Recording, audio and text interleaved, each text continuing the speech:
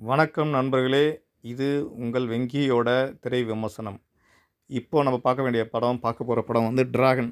Ashwath இயக்கியிருக்க dragon வந்து அவரோட ஓமை கடவுளயே அவர் ப்ரூவ் பண்ணிட்டாரு. ஒரு சிறந்த இயக்குனர்னு. ஓமை கடவுளே உங்களுக்கு நெறைய பேர் பார்த்துருப்பீங்க.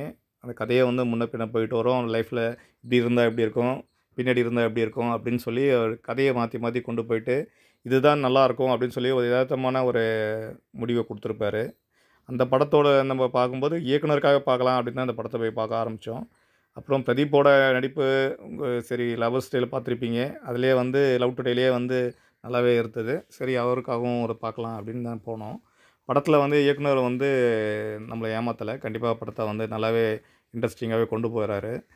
இதில வந்து முக்கியமா கதைன்னு பார்க்கும்போது, ஒரு யங்ஸ்டர் அதாவது ஒரு காலேஜ் படிக்கிற பையன் வந்து ஸ்கூல் லைஃப்லேருந்து காலேஜ் முடிச்சுட்டு எப்படி வந்து அவன் லைஃப்ல செட்டில் ஆகுறான் அப்படின்னு அந்த கதைக்களத்த எடுத்திருக்காரு.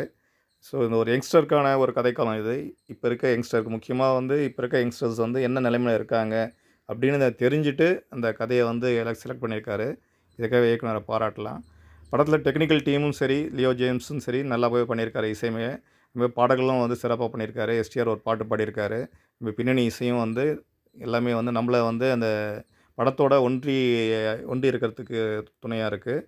படத்தில குறிப்பிட்ட விஷயம் என்னன்னா பார்த்தா, அந்த ஒரு இன்டர்வல் பிளாக் வந்து சொல்லலாம். இன்டர்வல் பிளாக்ல வந்து முக்கியமா வந்து இந்த பிரின்சிபலா மிஷ்கின் நடிச்சிருக்காரு.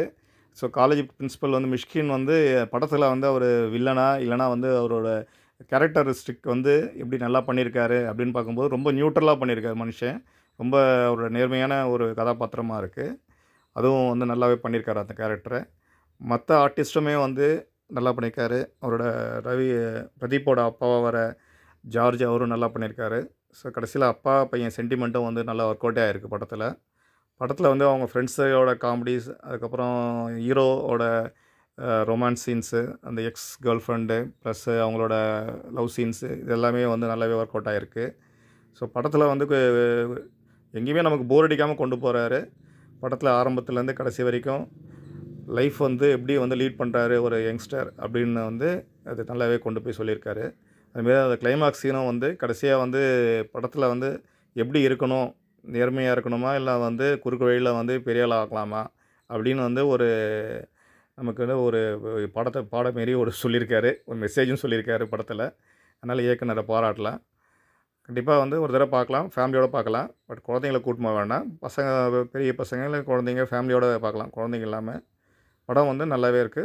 பார்க்கலாம். பார்க்க வேண்டிய படம். ஓகே. என்னோட ரேட்டிங் வரைக்கும் 4 குடுக்கலாம் ரேட்டிங் அவுட் ஆஃப் 5. நன்றி. இன்னும் ஒரு திரை விமர்சன நிகழ்ச்சியில அடுத்தது பார்க்கலாம்.